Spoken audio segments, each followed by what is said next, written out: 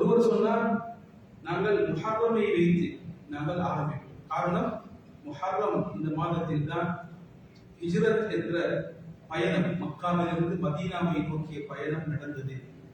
எனவே இந்த முஹர்ரமை வைத்து நாங்கள் ஆரம்பிப்போம் என்றார்கள். உமர் சொன்னார்கள், மிக சிறந்ததுதான் முஹர்ரமை வைத்து ஆரம்பிப்பது. காரணம், ஹிஜ்ரத் இஸ்லாத்தின் வெற்றிக்கும் இஸ்லாத்தின் உயர்வுக்கும் மிக முக்கியமான காரணமாக அமைந்தது.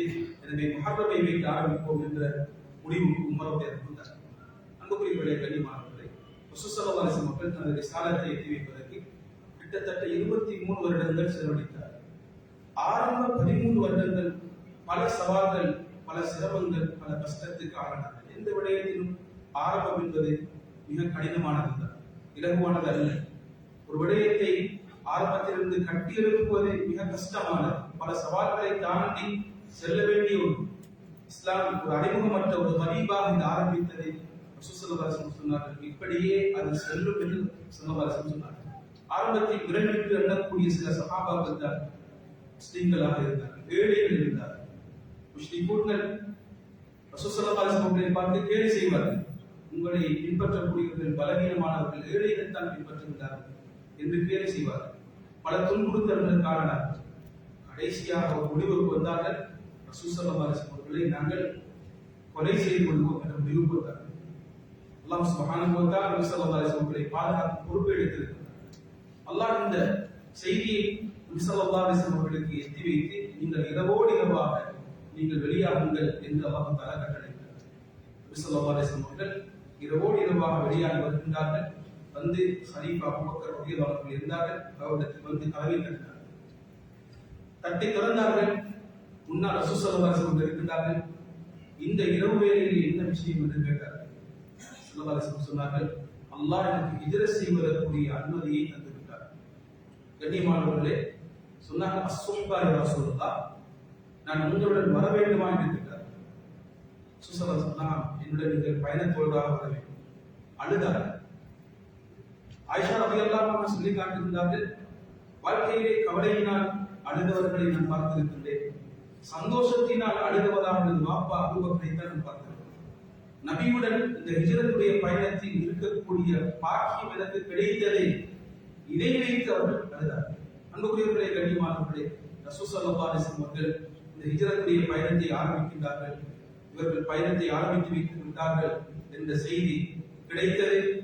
முஸ்லிம்களுக்கு ஸல்லல்லாஹு அலைஹி வஸல்லம் அவர்களை தேடி வந்தார்கள். நபி ஸல்லல்லாஹு அலைஹி வஸல்லம் அவர்கள் அதற்குரிய முழுமையான ஏற்பாடை செய்திருந்தார்கள். நடுவிலே ஒரு குகையிலே தங்குகின்றார்கள்.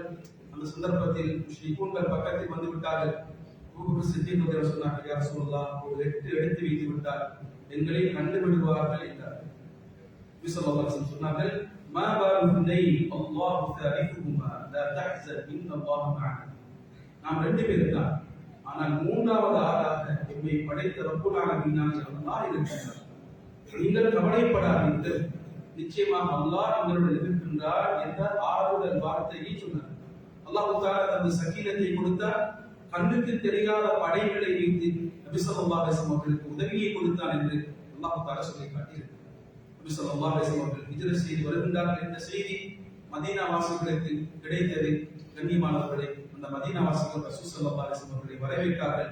அவர்கள் தங்களது ஊரை கொடுத்தார்கள், தங்களது பொருளாதாரத்தை கொடுத்தார்கள், தங்களது உடைமைகளை அர்ப்பணித்தார்கள். சஹாபாக்கள் ஹிஜ்ரத் செய்தவர்களை பற்றி அல்லாஹ் சுப்ஹானஹு வ தஆலா குர்ஆனிலே பேசியிருக்கின்றார். வல் அன்சார், முஹாஜிர்களை பற்றி பேசியிருக்கின்றார். வல் அன்சார், இந்த தீனுக்காக வேண்டி தனது உடைமைகளை தியாகம் செய்து உதவி செய்த அந்த அன்சாரிகளை பற்றி அல்லாஹ் சுப்ஹானஹு வ தஆலா சொல்லி இருக்கின்றார். இந்த பயணத்தை வைத்துதான் இந்த முஹர்ரம் என்ற இந்த மாதம் இதை வைத்து இஸ்லாமிய வருடம் ஆரம்பிக்கப்பட்டது. அன்புக்குரியவர்களே, கண்ணியமானவர்களே, இந்த மாதத்தில் பல நல்ல காரியங்களும் நடந்திருக்கின்றது. பல சோகமான விடயங்களும் இந்த மாதத்திலே நடந்திருக்கின்றதை வரலாற்று ரீதியாக நாம் பார்க்கக்கூடியதாக இருக்கின்றது. அல்லாஹ் சுப்ஹானஹு வ தஆலா இந்த புது வருடத்தை பல வெற்றிகளுக்கும் பல நல்ல காரியங்களுக்கும் உரித்தான ஒரு வருடமாக அல்லாஹ் ஆக்க வேண்டும். அல்ஹம்துலில்லாஹ், நல்ல செய்திகள் நேற்றிலிருந்து வந்து கொண்டே இருக்கின்றது. கண்ணியமானவர்களே, அல்லாஹ் இதற்கு பின்னாலும் பல நல்ல செய்திகளை முழு உலகத்தில் உள்ள மக்களுக்கும் கொடுக்க வேண்டும் என்று நாம் அனைவரும் ஆசைப்பட வேண்டும். முஹர்ரம் மாதம் என்பது கண்ணியமான 4 மாதங்களில் ஒரு மாதமாக இருக்கின்றது. கண்ணியமான மாதங்களுக்கு ஒரு மாதம் தான் முஹர்ரம் மாதம். இந்த மாதத்தை நாம் கண்ணியப்படுத்த வேண்டும்.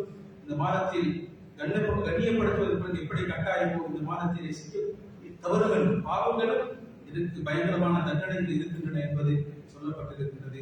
அல்லாஹ் சுப்ஹானஹு வ தஆலா நம் அனைவருக்கும் நல்ல அமல்களை செய்து நீண்ட காலம் வாழக்கூடிய சந்தர்ப்பத்தை தந்தருவானாக. வ ஆகிரு தஅவானா அல்ஹம்துலில்லாஹி ரப்பில் ஆலமீன். அஸ்ஸலாமு அலைக்கும் வரஹ்மத்துல்லாஹி